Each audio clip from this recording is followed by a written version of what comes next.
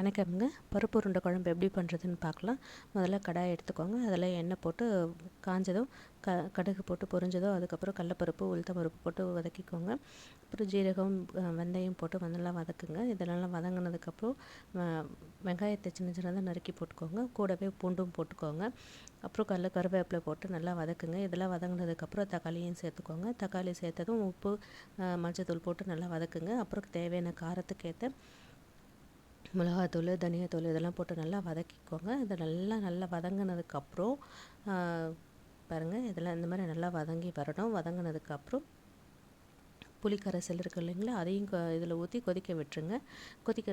கொஞ்சம் கொதிக்கிட்டோம். அது கொதிக்கிற நேரத்தில் நம்ம மசாலாவுக்கு தேவையானதை ரெடி பண்ணணும். மசாலாவுக்கு என்னென்னா, தேங்காய் கீறி வச்சுக்கோங்க. தேங்காயை கீறிட்டு அது கூட சோம்பு, அதுக்கப்புறம் கசகசா, சீரகம், பொட்டுக்கடலை இது மட்டும்தான். இது போட்டு நல்லா அந்த கசகசாவும் போட்டு நல்லா அரைச்சிட்டு அது மைய அரைச்சிக்கோங்க. நான் கொஞ்சம் மிளகும் போட்டுக்குவேன், கொஞ்சம் காரம் நல்லா இருக்கும் அப்படிங்கிறதுக்காக மிளகும் போட்டுக்குவேன். இதுக்கு அரைச்சிட்டு அதை குழம்புல ஊற்றி கொஞ்சம் கொதிக்க விட்டுருங்க. நல்லா கொதிக்கட்டும். தேவையான அளவுக்கு தண்ணி இப்போவே நீங்கள் ஊற்றிக்கணும். நல்லா ஊற்றி கொதிக்க விட்டுருங்க. ஓரளவுக்கு கெட்டிப்பதம் வரணும். கொஞ்சம் கெட்டிப்பதம் வந்ததுக்கப்புறம் ஸ்லோ பண்ணிடணும். அதுக்கு நடுவில் உருண்டைக்கு தேவையானதை நம்ம ரெடி பண்ணணும். உருண்டைக்கு ஏற்கனவே 2 மணி நேரம் ஊற வச்ச கடலப்பருப்பு, அது கூடவே இஞ்சி பூண்டு போட்டு அது போட்டுக்கணும்.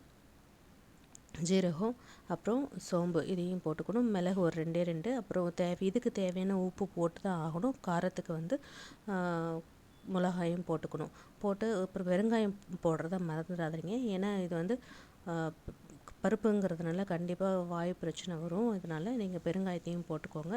அரைச்சி எடுத்ததுக்கப்புறம் வெங்காயம், கருவேப்பிலை, கொத்தமல்லி இதெல்லாம் போட்டு நல்லா மிக்ஸ் பண்ணி உருண்டையாக இந்த மாதிரி உருட்டிட்டு அதுக்கப்புறம் குழம்பு ஓரளவுக்கு ரெடியாக இருக்கும் இல்லைங்களா, அதில் நீங்கள் ஸ்லோவில் வச்சுட்டு தான் நீங்கள் இதெல்லாம் தனித்தனியாக போட்டுட்டு அதுக்கப்புறம் மூடி வச்சிடணும். ஓரளவுக்கு ஒரு 10 நிமிஷம் கழித்து நீங்கள் திருப்பி விட்டிங்கன்னா நல்ல பக்கமும் வெந்துடும். வெந்ததுக்கப்புறம் நீங்கள் ஒரு எடுத்து கொத்தமல்லிலாம் தூவிட்டு பரிமாறலாம்.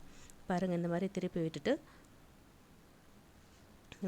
விட்டு நல்லா கலந்து விட்டு அதுக்கப்புறம் நீங்கள் ஒரு 10 நிமிஷம் கழித்து மறுபடியும் நீங்கள் எடுத்துட்டு கொத்தமல்லி தூவிட்டு பரிமாறினீங்கன்னா சுவையான டேஸ்டான பருப்பு உருண்டை குழம்பு தயார். ட்ரை பண்ணி பாருங்கள். தேங்க்யூ.